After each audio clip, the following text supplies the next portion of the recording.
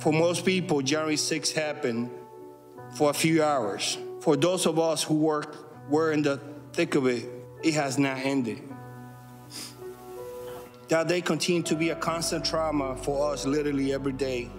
We started that day at 7:30 a.m., and our assignment at the time was to maintain high visibility along Constitution Avenue, namely the blocks leading up to President's Park, where then-President Donald Trump was holding his gathering. There were a significant number of men dressed in tactical gear attending the gathering, wearing ballistic vests, helmets, goggles, military face masks, backpacks, and without identifiable visible law enforcement or military patches. They appeared to be prepared for much more than listening to politicians speak at a park. On that day, I participated in the defense of the United States Capitol from an armed mob of thousands determined to get inside. The verbal assaults and disrespect we endured from the rioters were bad enough. I was falsely accused of betraying my oath. The rioters called me traitor, a disgrace, and shouted that I, an Army veteran and a police officer, should be executed. I witnessed the rioters using all kinds of weapons against officers, including flagpoles, metal bike racks that they had torn apart, and various kinds of projectiles. Officers were being bloodied in the fighting. Many were screaming, and many were blinded and coughing from chemical irritants being sprayed in their faces. I gave decontamination aid to as many officers as I could, flushing their eyes with water to dilute the chemical irritants. My fellow officers and I would punch, kick, shove, spray with chemical irritants. One man tried and failed to build a rapport with me, shouting, "Are you my brother?" Another takes a different tack, shouting, "You will die on your knees." I told them to just leave the Capitol, and in response they yelled, "No, man, this is our house. President Trump invited us here. We're here to stop the steal. Joe Biden is not the president. Nobody voted for Joe Biden." I'm a law enforcement officer, and I do my best to keep politics out of my job. But in this circumstance, I responded, "Well, I voted for Joe Biden. Does my vote not count? Am I nobody?" That prompted a torrent of racial epithets. One woman in a pink MAGA shirt yelled, "You hear that, guys? This nigger voted for Joe Biden." Then the crowd, perhaps around 20 people, joined in screaming, "Boo, f***ing nigger." I heard someone scream, "I got one." As I was swarmed by a violent mob, they ripped off my badge. They grabbed and stripped me of my radio. They seized ammunition that was secured to my body. They began to beat me with their fists and with what felt like hard metal objects. At one point, I came face to face with an attacker who repeatedly lunged for me and attempted to remove my firearm. I heard chanting from some in the crowd, "Get his gun," and kill him with his own gun.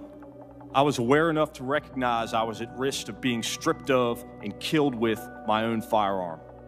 I was electrocuted again and again and again with a taser. I'm sure I was screaming, but I don't think I could even hear my own voice. To my perpetual confusion, I saw the thin blue line flag, a symbol of support for law enforcement, more than once, being carried by the terrorists as they ignored our commands and continued to assault us. One man tried to start a chant of 4 more years. Another shouted, "Do not attack us, we're not Black Lives Matter," as if political affiliation is how we determine when to use force. A man in a QAnon hoodie exclaims, "This is the time to choose which side of history to be on." A new man came to the front and fixated on me, continually berating me, telling me to take off my gear and give it to him, to show solidarity with we the people, or we're gonna run over you. One latched onto my face and got his thumb in my right eye, attempting to gouge it out. I cried out in pain and managed to shake him off.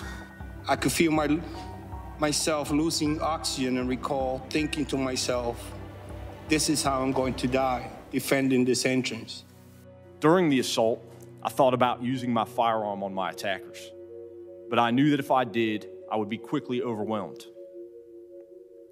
And that in their minds would provide them with the justification for killing me. So I instead decided to appeal to any humanity they might have. I said as loud as I could manage, "I've got kids." More than 6 months later, January 6th still isn't over for me.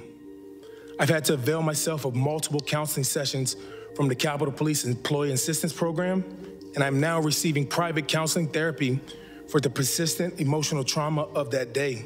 At the hospital, doctors told me that I had suffered a heart attack, and I was later diagnosed with a concussion, a traumatic brain injury, and post-traumatic stress disorder.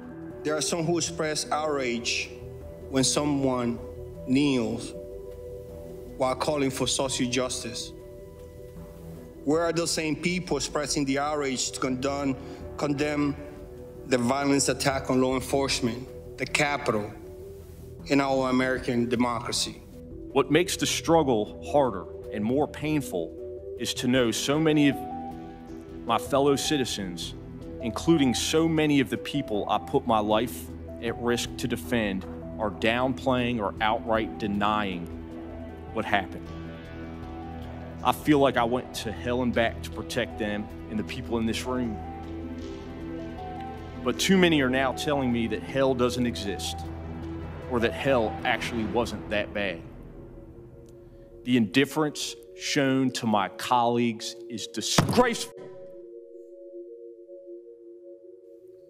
But nothing, truly nothing, has prepared me to address those elected members of our government who continue to deny the events of that day. There's a continuous shocking attempt to ignore or try to destroy the truth of what truly happened that day, and to whitewash the facts into something other than what they all mistakenly reveal: an attack on our democracy by a violent domestic extremist, and a stain on our history and our moral standing here at home and abroad. We can never again allow democracy to be put in peril, as it was on January 6th. I thank the members of the Select Committee for your commitment to determine what led to disaster at the Capitol on January 6th, what actually took place that day, and what steps should be taken to prevent such an attack on our democracy from ever happening again.